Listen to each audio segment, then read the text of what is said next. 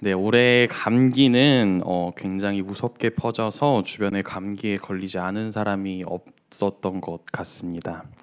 저 역시 2025년의 시작과 함께 감기에 걸렸는데 오랜만에 감기에 좀 세게 걸려서 심한 몸살을 겪었었습니다. 그래서 그날 1월 1일에 하루 종일 집에서 푹 잤는데요. 잠을 자다가 꿈을 꿨습니다.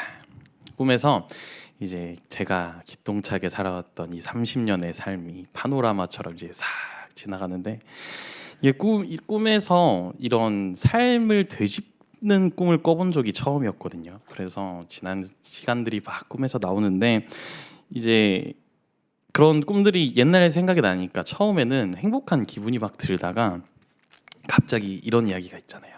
죽기 전에 갑자기 인생이 이제 주마등처럼 싹 지나간다고 그 생각이 갑자기 문득 딱 들면서 갑자기 무섭다 나 죽나 싶었는데 주님의 은혜로 이 자리에 여러분과 함께 있습니다. 여러분은 그간 어떤 삶을 살아오셨습니까? 고통스러운 삶을 사셨습니까? 아니면 행복한 삶을 사셨습니까? 남을 부러워하며 살아오셨습니까? 가진 것에 만족하며 성실한 삶을 살아오셨습니까? 나의 것을 남기는 삶을 사셨습니까? 아니면 나의 것을 나누는 삶을 사셨습니까? 전도서는 그간 살아온 인생에 대해 고민한 한 전도자의 책으로 삶의 종편에 마지막으로 남기는 듯한 글귀의 분위기를 연출합니다. 오늘은 전도서를 통해 하나님의 말씀을 나누기를 원합니다.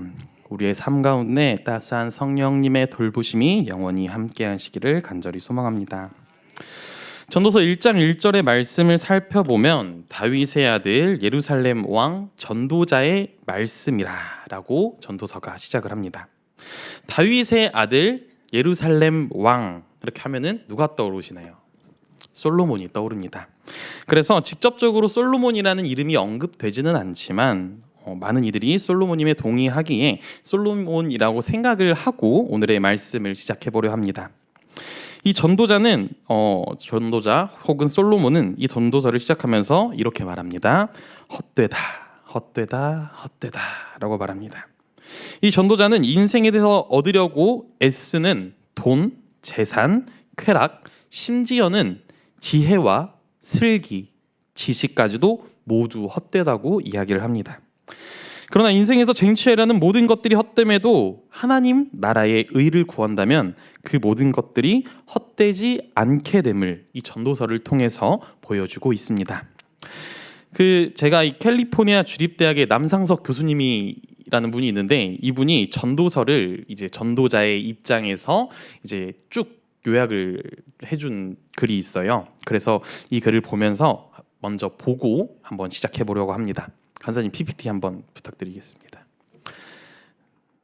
짠짠. 네, 제가 천천히 읽어 보겠습니다. 나는 왕이 되어 한 나라를 다스리면서 하늘 아래 되어지는 온갖 일을 살펴보았다. 나는 또한 지혜를 많이 쌓았고 지식에 통달하였고 많은 일을 경험하였다. 지혜가 많으면 번뇌도 많고 아는 것이 많으면 걱정도 많다. 사람들이 수고롭게 얽매여서 하는 일들이 헛되고 바람을 잡으려는 것과 같다. 나는 술로써 낙을 누리려고도 하였다. 큰 집도 지어보았고 과수원도 가꾸어 보았다. 재물도 많이 가져보았다. 많은 여자들을 거느려 보았다. 육체를 즐겁게 하는 일도 헛되다. 알고 보니 웃는 것은 미친 것이고 즐거움은 쓸데없는 것이다. 그렇다. 빛이 어둠보다 낫듯이 슬기로움이 어리석음보다 더 낫다. 슬기로운 사람은 제 앞을 보지만 어리석은 사람은 어둠 속을 헤맨다. 그러나 슬기로운 사람도 어리석은 사람도 같은 죽음을 맞게 된다. 그렇다면 지혜는 무엇이며 슬기로운 것은 무엇인가? 아무도 이 세상에서 이루어지는 일을 다 이해할 수는 없다. 세상에서 이루어지는 일들의 뜻을 찾지 못한다. 빠르다고 해서 달리기에서 이기는 것은 아니며 용사라고 해서 전쟁에서 이기는 것도 아니다. 지혜가 있다고 해서 배부른 것이 아니고 총명하다고 해서 재물이 생기는 것도 아니다. 배웠다고 해서 늘 잘 되는 것도 아니다. 하느님은 사람을 평범하고 단순하게 만드셨고 우리가 행복하게 살기를 바라신다. 덧없는 인생살이에 크게 마음을 쓸 일이 없다. 천하의 모든 일에는 때가 있다. 하나님이 모든 것이 제때에 알맞게 일어나도록 만드셨다. 그렇지만 하나님께서 어떻게 일을 시작하여 어떻게 일을 끝내실지 아는 사람은 아무도 없다. 결국 좋은 것은 세상에서 애쓰고 수고하여 얻은 것으로 먹고 마시고 즐거워하는 것이 마땅하고 좋은 일이다. 자기가 하는 일에서 스스로 보람을 느끼는 것, 이보다 더 좋은 것은 없다. 이것이 바로 하나님이 주신 은총이다. 하나님을 두려워하여라. 하나님은 모든 행위를 심판하신다. 선한 것이든 악한 것이든 모든 은밀한 일을 다 심판하신다. 아멘. 이 솔로몬의 회고에 따르면 이 해 아래에 있는 모든 것들에 대한 갈증은 아무런 의미가 없음을 알 수 있습니다. 모든 것이 헛되다라는 말입니다. 그럼에도 그 안에 의미 있는 것은 분명 존재합니다. 끊임없이 그 의미를 찾아 나가는 것이 바로 하나님의 창조 목적에 맞게 살아가는 것입니다. 이러한 전도서의 핵심 메시지를 가지고 의미 있는 삶을 찾아가는 방법을 오늘 본문 말씀을 통해서 알아보려고 합니다. 전도서 11장을 함께 읽어보겠습니다. 11장 1절의 말씀입니다. 너는 내 떡을 물 위에 던져라. 여러 날 후에 도로 찾으리라. 아멘. 제가 이거랑 똑같은 성경 전도서 11장 1절의 말씀을 세번역 성경으로 한번 읽어보겠습니다. 11장 1절의 말씀입니다. 돈이 있으면 무역에 투자하여라. 여러 날 뒤에 너는 이윤을 남길 것이다. 굉장히 같은 성경 전도서 11장 1절의 말씀인데 전혀 다른 이야기가 나오고 있습니다. 그러면 제가 한번 공동번역으로 다시 읽어보겠습니다. 돈이 있거든 눈 감고 사업에 투자해 두어라. 참고 기다리면 언젠가는 이윤이 되어 돌아올 것이다. 이것도 또 다릅니다. 다 11장 1절의 말씀이에요. 그리고 다시 현대인의 성경으로 다시 한번 읽어보겠습니다. 너는 물질을 후하게 나누어 주어라. 언젠가는 그것이 너에게 되돌아올 것이다. 아멘. 이 네 개의 말씀이 각자 다 다른 것을 보여주고 있어요. 근데 같은 글을 보고 다 다르게 해석을 했다는 것입니다. 번역에 따라서 한 절의 말씀이 천차만별을 이루고 있는 것을 우리는 볼 수 있습니다. 그러나 이 말씀의 본질은 무엇이냐? 내어놓은 것은 결국에 돌아온다라는 이야기로 통일이 됩니다.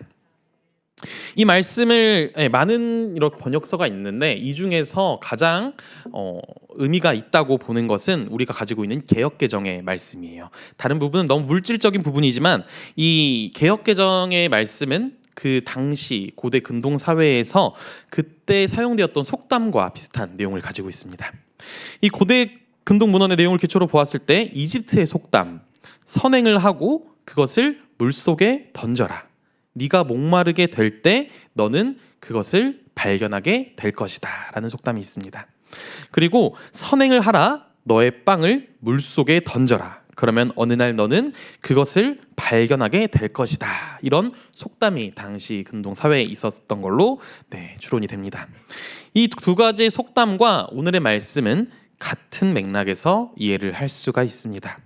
너는 네 떡을 물 위에 던져라 라는 말은 그 옛날 이름도 모르고 얼굴도 모르는 누군가가 굶주리지는 않았을까라는 걱정으로 그들을 위해서 유리병에 떡과 편지를 적어 물에 띄었다고 합니다. 선한 일을 행하고 선한 일에 투자하라는 말입니다. 지금 당장 우리가 쌀을 가져와서 병에 담습니다.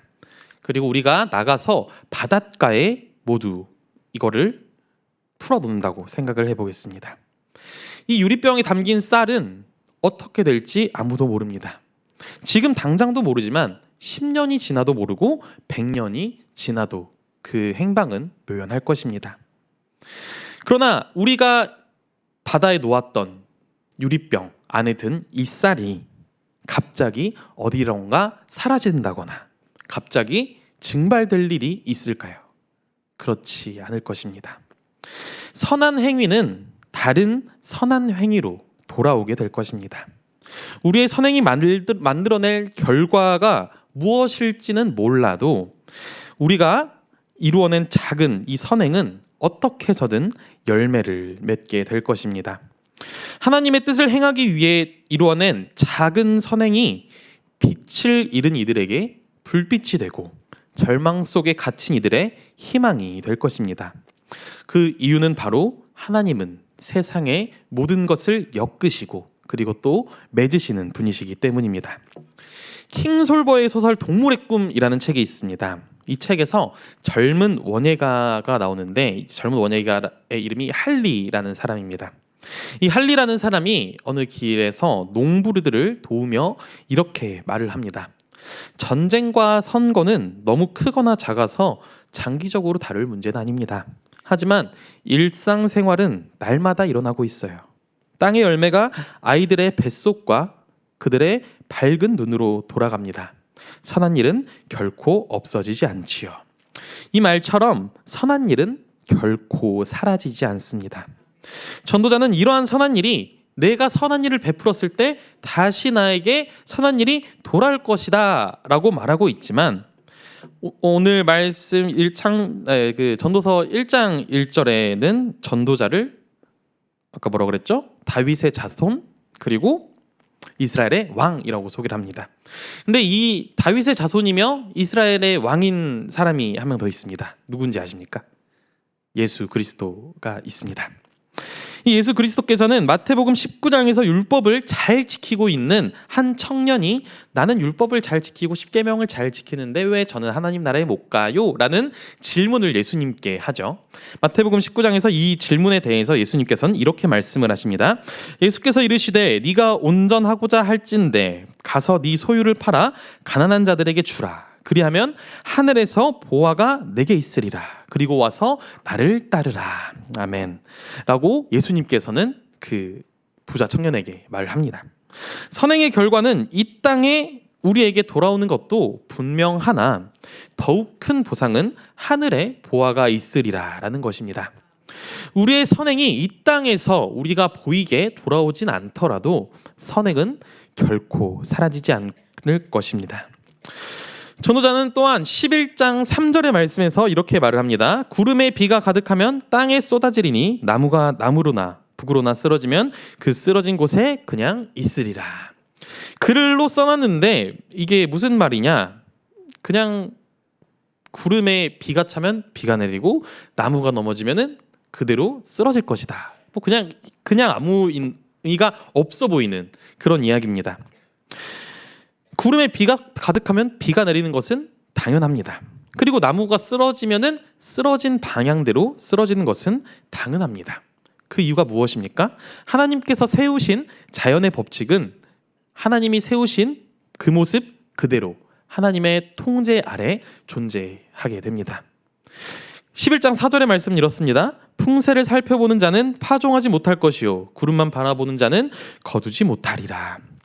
하나님의 통제 아래 있는 자연과 다르게 우리가 세운 어떤 것이라도 우리가 이를 세웠을 때 결과를 완전하게 통제할 수 없습니다. 그러나 그것이 두려움과 걱정이 아니라 이 행동의 결과가 어떻게 될 것이냐. 우리가 일을 시작을 했을 때 이 결과를 생각했을 때 이것을 두려움과 걱정이 아니라 믿음과 용기로 잘 될 것이다 라고 나아갈 수 있음은 우리가 주어진 시간 속에서 최선을 다하고 하나님께 맡길 때 비로소 거친 바람과 먹구름 속에서도 씨를 뿌릴 수 있을 것입니다. 하늘을 보며 다음날 날씨를 예측할지라도 세상 생각대로 모든 게 흘러가진 않습니다. 씨를 뿌리는 일부터 거둔 일까지 우리가 모든 수고를 다한다고 해서 좋은 열매를 맺는 것 그리고 좋은 수확을 하게 되는 것은 아닙니다. 하지만 같은 열매가 맺혔더라도 기쁜 마음으로 수확하거나 우울한 마음으로 수확하는 것은 어떤 마음을 품고 있느냐가 결정하게 되는 것이죠. 전도자는 이런 이야기들, 알 수 없는 아리송한 이야기지만 그럼에도 우리가 평소에 인지하고 있는 이런 이야기를 통해서 인간의 지식의 한계를 보여주고 있어요. 우리는 모든 것을 알고 있고 통제할 수 있다고 생각하지만 결국에는 아무것도 온전히 알 수 있는 것이 없다는 것입니다. 전도자의 말에 따르면 우리는 바람의 길이 어떠한지 모르며 아이벤자의 태에서 뼈가 어떻게 자랐는지 모릅니다. 씨를 뿌리되 어떤 씨가 잘 자랄지 또한 모릅니다. 물론 시대가 변하고 과학이 발전하면서 바람의 방향 정도는 예측할 수 있다고 합니다. 그리고 병을 통한 죽음의 시기를 극복하고 조금 더 오래 살고 있습니다. 하지만 예측은 예측일 뿐 완전히 통제할 수 없다는 것입니다. 그저 자연의 순리에 하나님께서 만드신 그 순리에 우리가 따라가 보고 있다는 것입니다. 죽음의 시기를 극복하고 조금 늦춘다 한들 우리에게 죽음이 언제 찾아올지는 아무도 모릅니다. 그렇게 복잡하게 가지 않더라도 사실 우리는 지금 내 마음, 우리의 마음조차도 제대로 모르고 살아간다는 것입니다. 그렇기에 전도자는 모든 지식은 헛되다라고 이야기를 하고 있습니다. 더 잘난 사람이든 덜 잘난 사람이든 못난 사람이든 결국에는 하나님의 통치 아래 하나님의 심판대에 설 죄인일 뿐이라는 것입니다. 전도서에서 가장 많이 강조되고 있는 말이 무엇입니까? 헛되다라는 이야기입니다. 좋은 말 하는 것처럼 보이지만 전도서는 막 좋은 말 하다가 마지막엔 결국에는 그럼에도 헛되다라고 이야기를 합니다. 그 이유는 이 전도자는 죽음이라는 허물을 극복하지 못했어요. 세상의 모든 권세와 영광을 누렸음에도 불구하고 죽음이라는 벽 앞에서 허무함을 느꼈을 것입니다. 하나님을 위한 성전을 지었고 나라를 만들고 나라를 부강하게 만들었으나 결국 죽음이라는 넘을 수 없는 벽 앞에서 혼란스러웠을 것입니다. 그러나 거기서 그는 포기하지 않았고 하나님을 찾았습니다. 하나님 앞에 모든 것들이 평등함을 거기서 깨닫게 됩니다. 그렇게 이 전도서의 시작 부분이 다른 책처럼 저자의 이름을 밝히지 않고 다윗의 자손 이스라엘 왕이라고 칭한 이유가 이 책의 결론은 예수 그리스도로 이어지는 필수 불가결한 요소라고 생각을 합니다. 죽음을 극복한 예수 그리스도께서 죽음이라는 허물을 모두 벗겨내 버리셨습니다. 죽음을 이기셨고 하나님 나라의 비밀을 세상에 전파하셨습니다. 이로써 세상의 모든 헛된 것들이었던 세상은 그리스도 안에서만 헛되지 않게 되었습니다. 하나님께서 인간의 몸을 입고 이 땅에 오셔서 우리에게 전해주신 말씀들이 우리의 삶을 결코 헛되지 않게 하실 것입니다.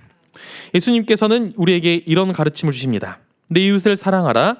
원수를 사랑하고 박해하는 자들을 위하여 기도하고 7번뿐 아니라 70번씩 7번이라도 용서하며 자기 자신을 낮출수록 하늘나라에서는 높아질 것이고 믿음대로 될 것을 믿고 평화를 지키며 하나님의 자녀가 되어 예수 그리스도가 섬김을 받으러 온 것이 아니라 주로 온 것 같이 나를 내어주고 남에게 대접받고자 하는 것만큼 남을 대접하라 라고 말씀하셨습니다.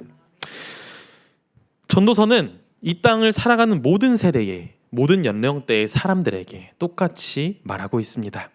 불규칙한 삶, 끝이 있는 삶, 잘 살아보려고 아둥바둥하는 모든 삶의 결말이 죽음인 인생, 그런 인생은 헛되고 헛되며 헛되다라고 말하고 있습니다. 그렇게 전도자는 스스로의 고민 속에서 이러한 해답을 우리에게 줍니다. 인생을 즐겨라.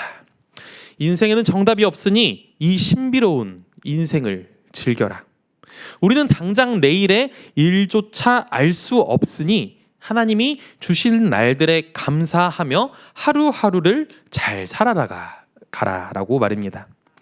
얼핏 보면 이 이야기가 부정적이고 낙관적인 이야기로 보일 수도 있습니다. 그러나 이러한 전도자의 목소리에는 그가 겪어온 수많은 날들이 함축되어 있습니다. 솔로몬의 일대기가 성경에서 아마 가장 긴 이야기일 겁니다. 그가 부정했던 것은 그 날들에 대한 부정이 아니라 하나님께서 처음에 솔로몬에게 주신 것이 무엇이었습니까? 바로 지혜였습니다.